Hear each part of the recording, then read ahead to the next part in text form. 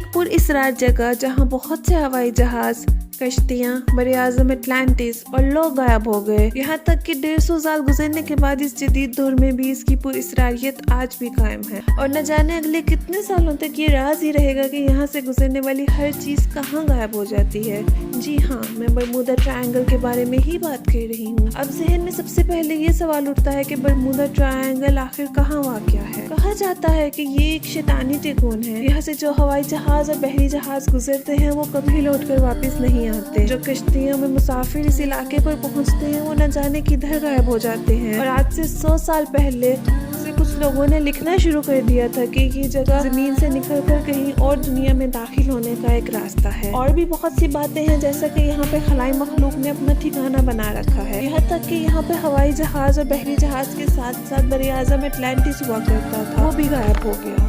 چلیں اب میں آپ کو بتاتی ہوں کہ کون سے جہاز اور بحری جہاز اس میں ڈوبے ہیں۔ ویسے تو بہت سے قصے اس علاقے سے وابستہ ہیں جن کی وضاحت نہیں ہو سکتی، انہی میں سے کچھ نے مضمون لکھنے والوں کی توجہ حاصل کر لی، یہی برمودا کے بارے میں پراسراریت کا باعث بنے۔ ان میں سے 1881 میں نیو یارک سے جانے والے جہاز کی گمشدگی، 1918 میں ایک اور جہاز جس میں 309 لوگ تھے وہ بھی غائب ہو گیا، 1919 میں ایک ایسا واقعہ اور فلائٹ 19 کا واقعہ، 1949 اور 1950 میں انگلینڈ کے ہوائی جہاز کے واقعات ہیں۔ اس سے پہلے C-3 کا گم ہونا اور 1963 میں امریکن ایئر فورس کے فیول ٹینکرز کا کریش ہونا، ایک کشتی میں مسافر کا غائب ہونا خاص طور پر شامل ہے۔ یہ سب برمودا ٹرائنگل کے واقعات ہیں۔ کچھ لوگ اس کے بارے میں اسلامی نظریہ رکھتے ہیں اور سوچتے ہیں کہ یہ شاید وہ جگہ ہے جہاں دجال ہے۔ اس علاقے میں جہازوں کی گمشدگی کے بارے میں پہلا مضمون 17 دسمبر 1950 کو میامی ہیرلڈ میں شائع ہوا۔ اس کے بعد مختصر آرٹیکل شائع ہوئے جسے جارج نے تحریر کیا تھا۔ اس آرٹیکل میں برمودا میں کئی جہاز اور کشتیاں غائب ہونے کا ذکر تھا۔ اس میں 5 بمبار طیاروں پر مشتمل فلائٹ 19 کے لاپتہ ہونے کا واقعہ بھی شامل ہے۔ فلائٹ 19 کی گمشدگی کا ذکر